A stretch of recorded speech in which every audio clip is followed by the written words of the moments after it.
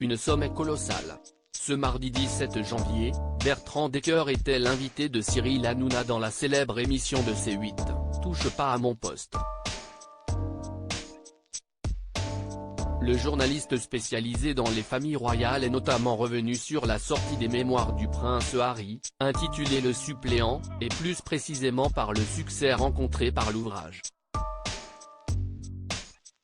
Mieux encore, le chroniqueur de 37 ans a dévoilé la somme perçue par le prince Harry et sa compagne Meghan Markle, pour publier le livre. Alors là, pour le livre, on parle de 20 millions d'euros, mais c'est totalement faux. Les chiffres viennent vraiment de tomber, ils ont touché 40 millions de dollars, a-t-il révélé.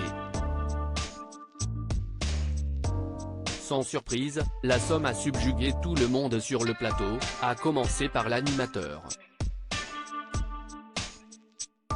CIST 40, tu as bien entendu Cyril, c'est énorme, a surenchéri Bertrand Decker, avant de préciser la provenance de cette somme. C'est 10 millions d'exemplaires vendus, dans 16 pays. Et pour Fayard, c'est le record historique d'édition, a-t-il poursuivi, ajoutant que Fayard a proposé 1 million d'euros pour décrocher le contrat avec l'époux de Meghan Markle. Supérieur à Prince Harry, retour sur son évolution physique. Mémoire du prince Harry, le duc de Sussex est accusé de compromettre la sécurité de la famille royale. Malgré la grosse somme d'argent empochée, le prince Harry pourrait néanmoins perdre ce qui est souvent considéré comme ce qu'il y a de plus cher au monde, à savoir ses proches.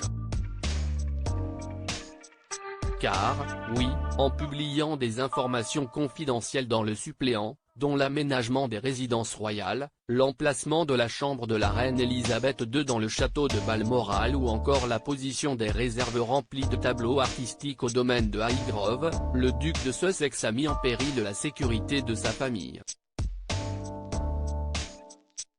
Selon Dai Davis, un ancien chef de la protection royale questionné par The Telegraph, ce samedi 14 janvier, seule info peut faire de telles révélations.